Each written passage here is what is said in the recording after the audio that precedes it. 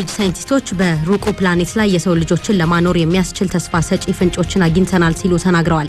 ሳይንቲስቶቹ K2-18b የተባለችውን ፕላኔት አካባቢ አየር በማጥናት በምድር ላይ ካሉት ቅንጣት ፍጥረታት ጋር የሚመሳሰል የሞለኪውሎች ምልክቶችና ውሃ ማግኘታቸውን ትልቅ ፍንጭ ተደርጎ ተወስዷል። የጠፈር ውድድሩ ሀገራት በቀጣይ በህዋ ፉክክር ውስጥ ከፍተኛ አቅማቸውን የሚያሳዩበት እንደሆነ አመላካች ነው ተብሏል። ጸጋይ ንጉስ ዝርዝር አለው።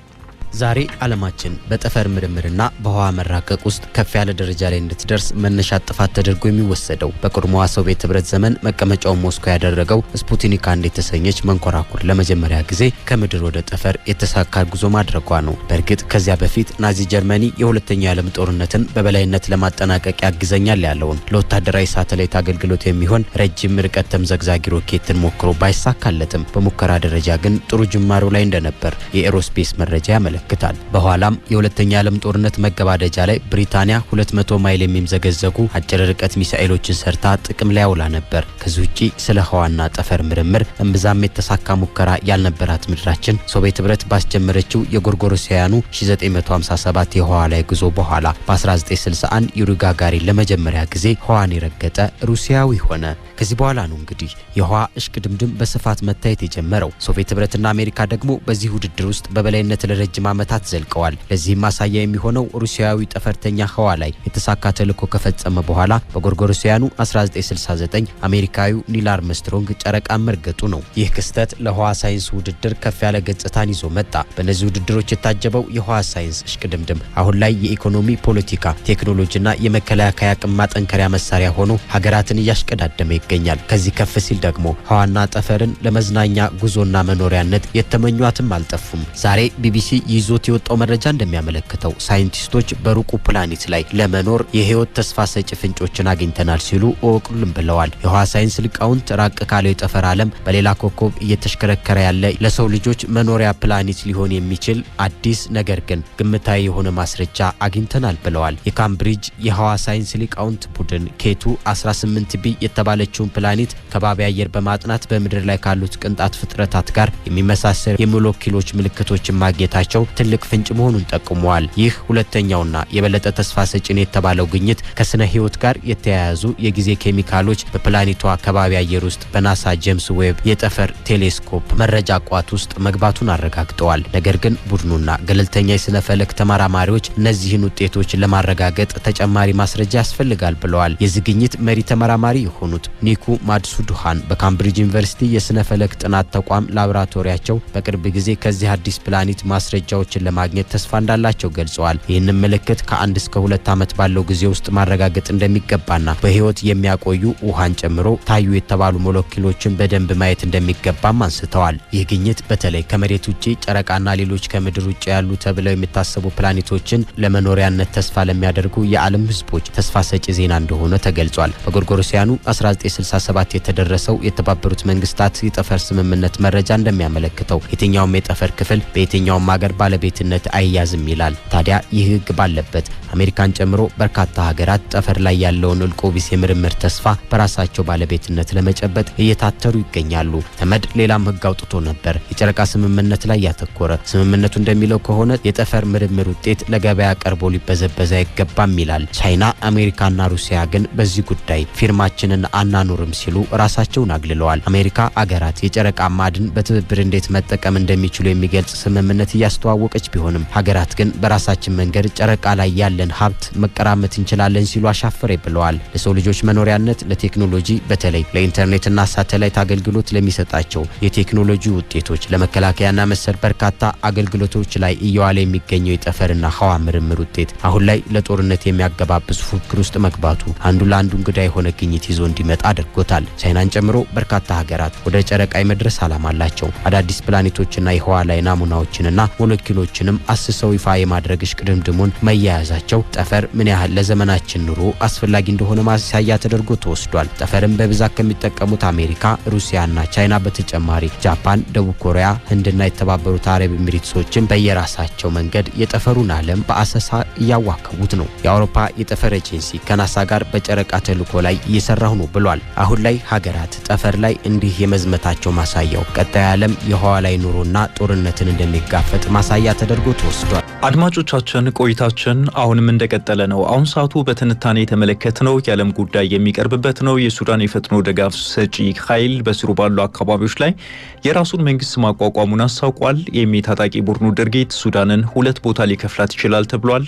ላለማሰፋ 3 ዓመት የደፈነውን የሱዳንን የእርስ በርስ ጦርነት ለማስቆም በርካታ የጠረጴዛ ውይይቶች ቢዘጋጁም አንዴ የሱዳን መንግስት አንዴ ደግሞ የታጣቂ ኃይሉ ባለመገኘቱን እንዲሁም አልፎ አልፎ የተከናወኑትም የማደራደሪያ ስራዎች ያለ ስኬት ሲጠናቀቁ ቆይተዋል። አሁን ደግሞ ከጊዜ ወደ ጊዜ በመጠለያ ካምፑ ሳይቀር ጥቃቶች የጨመሩበትን የሱዳን የእርስ በርስ ጦርነት ለማስቆም ከአፍሪካም ከአረቡ ዓለምና ከምዕራቡ ዓለም የተውጣጡ ሀገራት ተወካዮች ተሰባስበው እየመከሩ ይገኛሉ።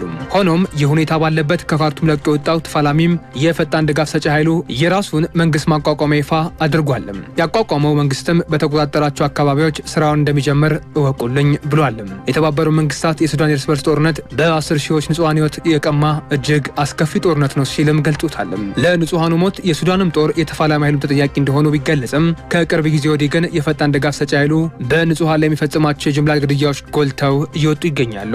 የፈጣን ድጋፍ ሰጪ ኃይሉ መሪ መሐመድ ሐምዳን ዳጋሎም በቁጥጥር ስር ባሉ አካባቢዎች የሰላምና አንድነት መንግስት መቋቋሙን አስታውቋል። ይሄ የሐምዳን ዳጋሎ እርምጃ በጀነራል አብዱል ፈታህ አልቡርሃን የሚመራውን የሱዳን አስተዳደር በቀጥታ የሚፈታተን ነው ተብሏል። ዳጋሎ በቴሌግራም ገጹ ላይ በዚህ ምስረታ በዓል ላይ የሱዳን እውነተኛ ገጽታ የሚያንጸባርቅ ሰፊ ጥምረትና የሰላምና የአንድነት መንግስት መመስረትን በኩራት አውጀናል ብሏል።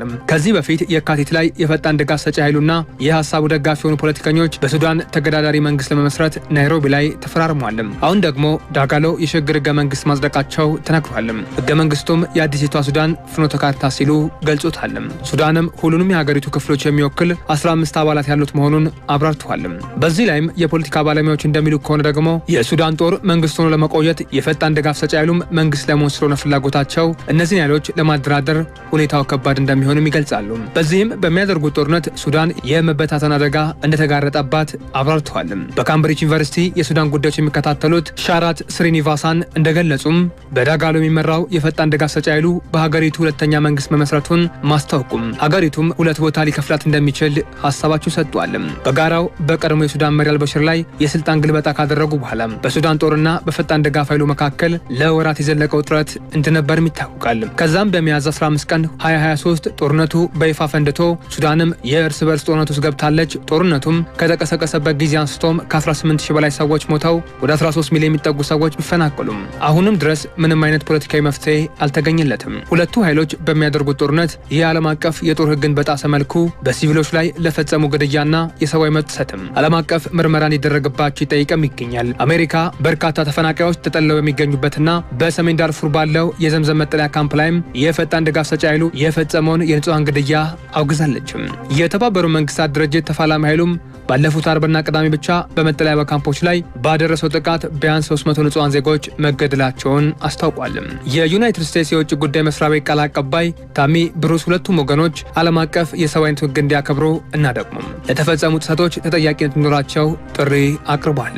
ወደ 700 ሺህ የሚጠጉ ከቤት ንብረታቸው ተፈናቅለው በሁለቱም የዘምዘምና ቡሹ ካምፖች ተጠልለው የሚገኙ ሱዳናውያን ከሚደርስባቸው ጥቃት ባለፈም ለረሃብ መጋለጣቸው ተሰምቷል። የተራድኦ ድርጅቶቹ እንዲደርሱላቸውም ተደጋጋሚ ጥሪዎችን ቢያደርጉም አሁንም ድረስ እንዳልተደረሰላቸው ነግረውናል።